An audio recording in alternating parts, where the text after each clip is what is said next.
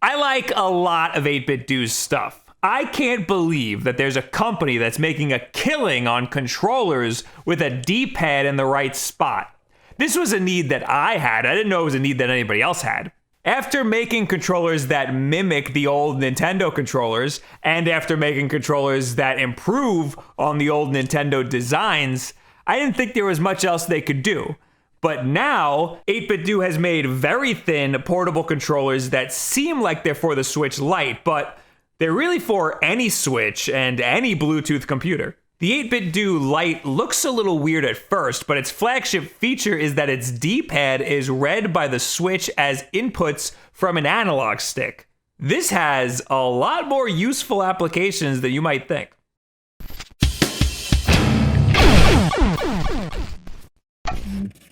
I almost named this video the most portable controller for the Switch, but that would just be a Joy-Con.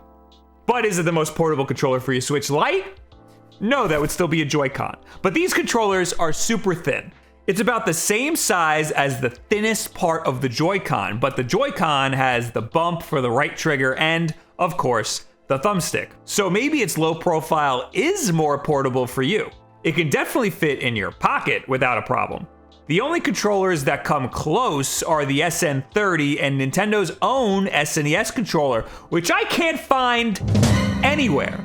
After I did that video on it, it's just gone. One of you guys took it. Will took it. It just barely fits inside my Switch Lite case. It's a little too snug though, so it's definitely pressing down on the buttons. Maybe it would be less snug if I ripped this middle part out. There we go. I don't carry physical games with me anyway, so I don't need that.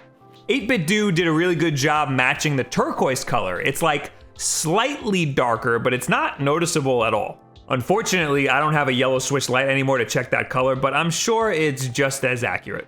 There's not a lot inside the box, just the controller itself, a USB-C charge cable, and the instructions.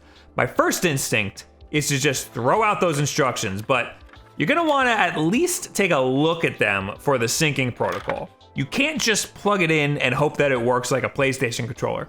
Make sure this switch is set to S for switch mode, press the home button, then press and hold the pair button for 2 seconds, that's the little tiny button at the top, to enter pairing mode. Then on the Switch, enter the controller settings, change grip/order, and mash the L and R buttons until it works. It's easy, and something I should probably be able to do without looking at the instructions by now, but if any of those steps are out of order even slightly, it won't work. It's not like a Nintendo controller where you can just open up the controller preferences and mash all the buttons like an idiot. If you flip this switch the other way, it enables Windows mode. It supports Windows 7 and above. It also supports Steam on both Windows and Mac, and Raspberry Pi. The website is missing Android and Mac OS support. However, I switched it into X mode and synced it to my MacBook just fine. So I guess they just don't advertise it? I don't have an Android phone to test it with, but I'm sure it works just fine on that too, maybe just not natively in certain apps. But the 8BitDo Lite synced to my MacBook just like any other Bluetooth device would, and it ran perfectly fine in OpenEMU. So if you need a portable Mac controller, this might be it. As far as ergonomics go, this ain't it. It does its best, but this controller is mostly for portability. It feels really good and the buttons are laid out very nicely. The face buttons feel exactly like the face buttons on a Joy-Con. They're not soft like the face buttons on a Switch Lite. The D-pads are clicky, similar to an Xbox's D-pad. And they do have a middle click, which might actually get in the way with certain games like Doom or Fortnite. I do not like the way the shoulder buttons are laid out horizontally, but I understand this was a necessary compromise. L2 and R2 are really tiny, and unfortunately, those are usually the big shoulder buttons. So games that use the triggers for shooting would use L2 and R2, and I understand why they didn't swap the places of the 1 and 2s. It's just an unfortunate compromise that they had to make. Overall, it's the size that just isn't that comfortable. It's very tiny, and since the buttons are the size of a Joy-Con's buttons, everything feels scrunched together, just like they do on the Joy-Con. But that's just another compromise for portability. It's functionally great. I like the D-pad a lot. It plays Mario Maker just fine, like you would probably expect. What you might not expect is that you can play Link's Awakening with this thing, because the D-pad mimics an analog stick input. Honestly, it's not too exciting. I wish the game just supported D-pad controls natively, but honestly, we're not missing much. It doesn't add that much to the game.